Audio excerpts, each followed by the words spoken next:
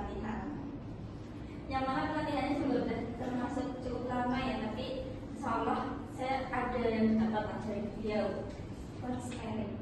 Yes. Public speaking itu apa sih? Itu seni berbicara ya di depan umum. Jadi kalau kita berbicara di depan umum itu bukan cuma mengeluarkan suara, tapi harus ada isinya, tekniknya dan lain-lain. Bahkan bisa mempengaruhi dan mendidik, dan juga ada pesan yang disampaikan kepada audiens. Dan public speaking itu ada tujuannya ternyata ya teman-teman. Yang pertama itu menyampaikan informasi, Kak. Misalkan kita menyampaikan informasi sebuah strategi kepada tim yang kita berikan waktu sharing session atau week session, itu kan informasinya sebuah strategi itu.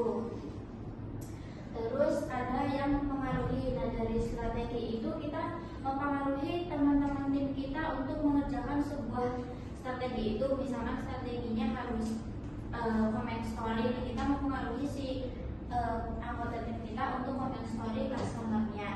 Yang ketiga, menyampaikan pendapat. Nah, waktu kita public speaking, kita juga menyampaikan pendapat, kenapa sih kita harus comment story gitu kan. Kita sampaikan tuh pendapatnya biar kita menciptakan bonding dan lain-lain pada customer-nya. Itu tujuannya. Terus memotivasi. Biasanya motivator memberikan motivasi kepada audiens. Cuma biasanya kata-kata. Ini juga udah kita lakukan hampir setiap hari ketika morning briefing dan closing briefing ya, kepada teman-teman anggota tim kita, bahkan ke diri kita sendiri ya, untuk memotivasinya gitu kan. Nah itu. Terus yang kelima, menghibur. Ada teknik atau tujuan public speaking untuk menghibur si audiensnya, seperti komika dan lain-lain gitu kan. Selanjutnya ada elemen-elemen public speaking ataupun apa yang ada di public speaking, yaitu speaker ataupun pembicara kayak saya sekarang menyampaikan sebuah informasi atau materi kepada audiens. Terus yang kedua ada audiens, jadi teman-teman yang ada di sini ataupun kepada anggota tim kita yang setiap harinya kita berikan informasi. Terus ada message atau pesan apa sih yang kita berikan gitu kan, kayak setiap harinya. Misalkan dari hari ini aku yang bertugas untuk memimpin morning briefing, itu aku pasti sudah menyiapkan pesan apa yang akan saya sampaikan.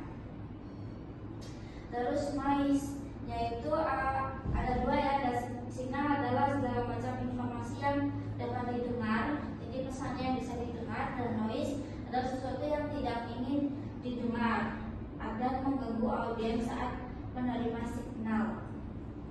Terus konteks, kayak konteks fisik, yaitu tempat dan lingkungan. Kayak tiap hari kita kalau morning briefing kan kita kayak ngumpul gitu kan, bergerombol, nah itu kan berarti konteks fisiknya.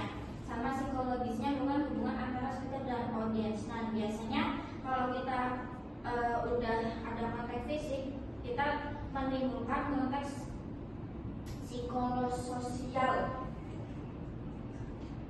Terus ada channel, jadi dua pembawa signal yang ingin didengar. Nah itu kayak pas kita lagi menyampaikan informasinya itu melalui apa gitu kan, kita berbicara langsung atau melalui PPT atau melalui video atau bahkan contohnya, datanya dan lain-lain gitu. Terus etik, berbicara mengenai benar dan informasi moral yang disampaikan dalam pesannya. Jadi ketika kita menyampaikan pesan juga ada etiknya dan apa ya namanya, kayak normanya yang berlaku gitu loh dari pesan itu tersebut. Terus ada metodenya, jadi kita pas berbicara di public speaking itu juga ada metode-metodenya teman-teman gitu. Ternyata yaitu satu ada impromptu, metode pidato atau public speaking yang tidak ada persiapannya, kayak Sila biasanya menanggapi SPV, tapi ternyata ada tiba-tiba kita ditunjuk secara spontan untuk menanggapi, suruh maju, suruh menanggapi pesan dari apa yang disampaikan ketika si narator membaca nawasilanya. Manuskrip dipastikan berpidato secara publik dan membaca teks gitu. Jadi kayak sudah direncanakan terlebih dahulu moderatornya tuh mau ngomong apa gitu, speakernya tuh mau ngomong apa udah ada teksnya. Sama memonitor berpidato public speaking dengan cara menghafalkan kayak pembawa acara gitu yang misalkan itu kan udah ada teksnya, udah terstruktur dan lain-lain.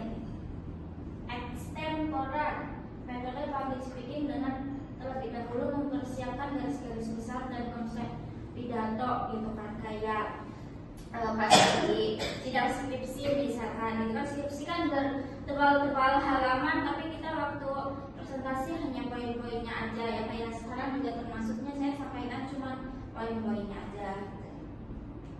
Terus di dalam public speaking itu ada macam tekniknya juga ya teman-teman, jadi nggak cuma asal ngomong aja, yaitu yang pertama komunikasi informatif, menyampaikan pesan oleh seseorang kepada orang lain yang memberitahukan sesuatu tanpa mengharapkan efek apapun dari komunikasi. Jadi kita hanya menyampaikan informasi aja tanpa mengharapkan audiensnya tuh ada timbal balik ke kita.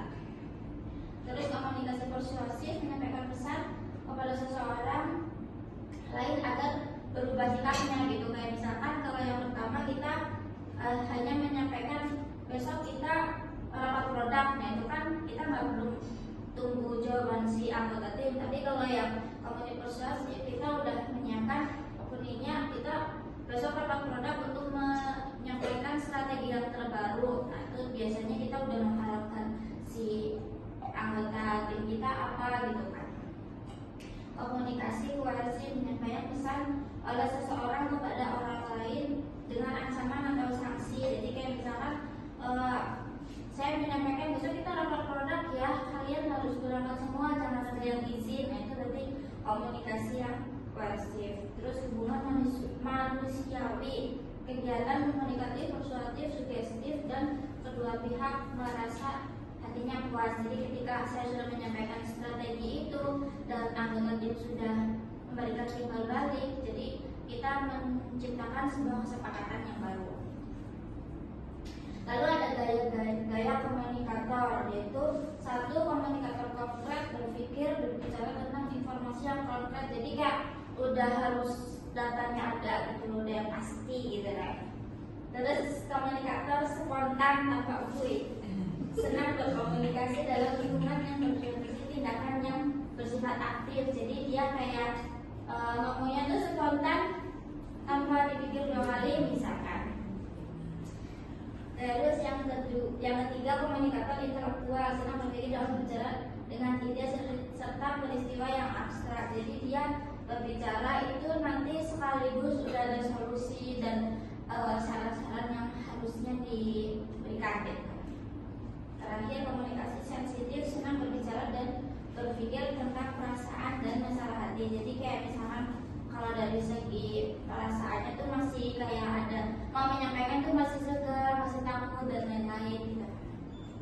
Kalau kemarin saya tes itu jujur karena sudah lama tes jadi saya lupa gitu kan. Tapi mungkin teman-teman bisa spontan kalau udah intelektual gitu kan. Terus berbicaralah yang penting, bukan yang penting berbicara. Sekian teman-teman.